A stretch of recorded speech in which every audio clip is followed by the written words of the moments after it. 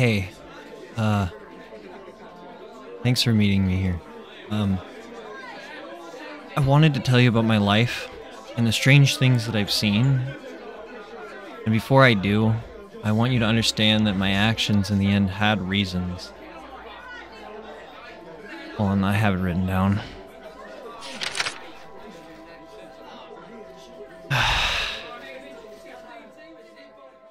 was born to a single mother.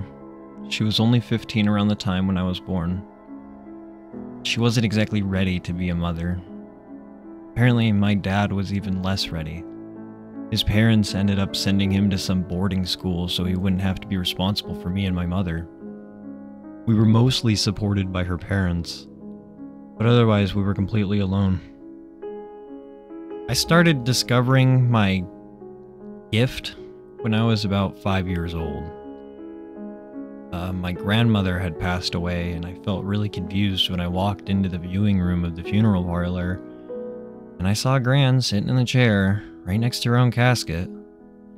At that point, I already grasped that death meant that you were gone forever, and yet there she was. My confusion was overpowered with my relief approaching her. She seemed different. There, but not quite the same. Like when you're picturing something in your head, your eyes are open and you're clearly seeing what's in the room, but something entirely different at the same time. She whispered in my ear, kissed my forehead, and disappeared. I walked up to my mom and asked her about the roses in Italy, as Gran instructed.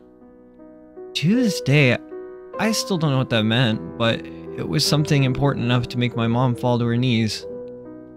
She held me, and it felt like that was the only time I remember feeling like she really truly loved me.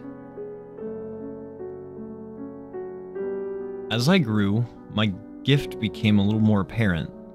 I'd see people I wasn't supposed to see in everyday situations. You would even notice and follow me home. I didn't mind. None of them ever imposed or tried to harm me. They just wanted company until they figured out how to move on, or they found someone that was a little more interesting to follow around. I talk about it as if it were normal. My mother put no effort to stop me, but still acted embarrassed when I did it around other people. No one took it seriously though, not like Mom did. Honestly, I think she feared me for a while. When I was 8, things changed. It was all due to Mom meeting a man named Mike. He was lanky, he smelled bad, and talked too loud. Still, he had a more stable job than Mom, so she fell right into his lap. He wasn't a horrible guy at first, just kind of greedy. My mom told him about my gift, and he came up with a master plan to use me as a pay pig. Post my name up in the phone books as world's youngest psychic. I don't know if he even believed my gift was real at first, but he learned otherwise eventually. That's how I started talking to dead people in a living room when I was just beginning to learn how to do multiplication. It was fun at first when it wasn't the same old tell my mom I love her bullshit. There was a case when I was 13 where I was seeing a family who believed that the spirit of a 4-year-old girl was haunting their house. They claimed that they didn't intend to make the girl leave, they just wanted to learn more about her so that they could make her more comfortable in their home. When I walked into their house, there definitely was no little girl. There was, however, a gray, non-human entity crouched on their 17-year-old son's back. Its skin looked like paper, and its eyes were fully red. It came in a human-like shape, but it was far from human. These non-humans were something I called sixes. Sixes are souls that were never human. They're created of pure sorrow and hatred. They're negative emotion embodied into an evil spiritual being. They can project the actions of human spirits to confuse their hosts, make them think they're just victims of a normal haunting.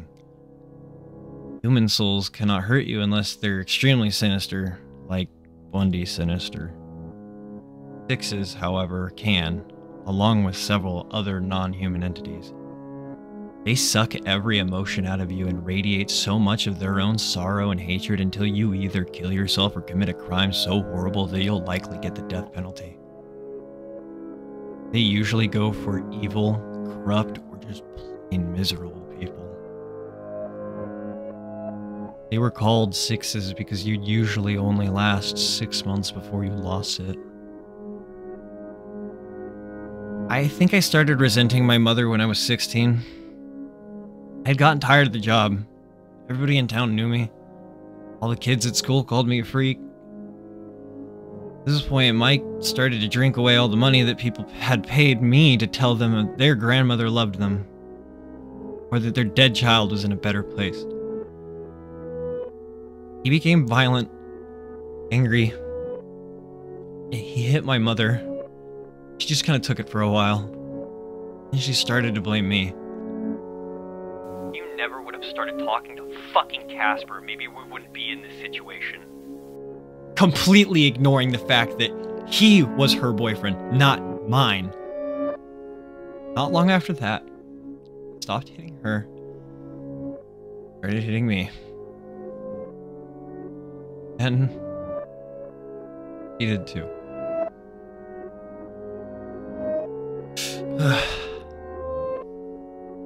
Only months later did I start seeing sixes roaming around whenever my parents were near. I watched this without a word, still allowing them to escort me to jobs. At first, the sixes would stay far away. I'd see them out the window, across the street. They creeped closer as time went on, very slowly. My curiosity heavily outweighed my fear. I had only ever seen them on people's backs. I became a bit more startled when they stood at our windows. They knew I could see them, but they disregarded me. Said nothing to my mother the day I watched one crawl onto her back and latch its gaping teeth onto her shoulder. I wasn't surprised when I saw one on Mike's back later that day. I thought about telling Mike and my mother, calling up a specialist to get help, get rid of the sixes that only had just begun to drain my sad excuse for a family. Then I thought about finally being alone. Never having to do jobs that they told me to do. Never being subjected to a drunken lecture about my responsibility to support my family. Having to explain my bruises to teachers. So I didn't tell him. I just sat back and watched the show.